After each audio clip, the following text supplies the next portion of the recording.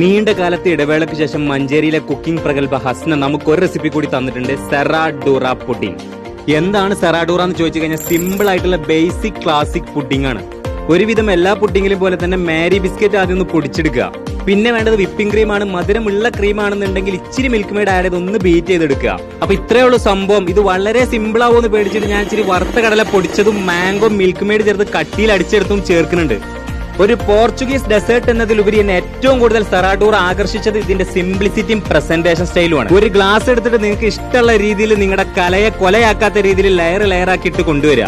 Minimum 6 മണിക്കൂറെങ്കിലും ഫ്രിഡ്ജിൽ set ചെയ്യാൻ വെക്കണം. എനിക്ക് പറ്റിയൊരു മിസ്റ്റേക്കും അതാണ്. ഇത് അത്ര വലിയ സംഭവം പുഡിംഗ് ഒന്നും അല്ല. ബിസ്ക്കറ്റിന്റെ പൊടി കാരണം ഭയങ്കര ഡ്രൈ ഫീലിംഗ് ആണ് കിട്ടുക. അതുകൊണ്ട് തന്നെ ഇതിന്റെ മറ്റൊരു പേരാണ് സോഡസ്റ്റ് പുഡിംഗ്. ഈ ഡ്രൈ ഫീലിംഗ് നിങ്ങൾക്ക് ഒഴിവാക്കണമെന്നുണ്ടെങ്കിൽ മെൽറ്റഡ് ബട്ടർ ബിസ്ക്കറ്റിന്റെ കൂടെ വേണമെങ്കിൽ നിങ്ങൾക്ക് ഉപയോഗിക്കാം. ഇത് അണ്ണാക്കിലൊട്ടാൻ തരിപ്പ് കയറി മൂക്കിലൂടെ ചീറ്റാനും സാധ്യത ഉള്ളതുകൊണ്ട് വീട്ടിൽ ഉണ്ടാക്കുമ്പോൾ ദുരന്തമാകാതിരിക്കാൻ പ്രത്യേകം ശ്രദ്ധിക്കുക.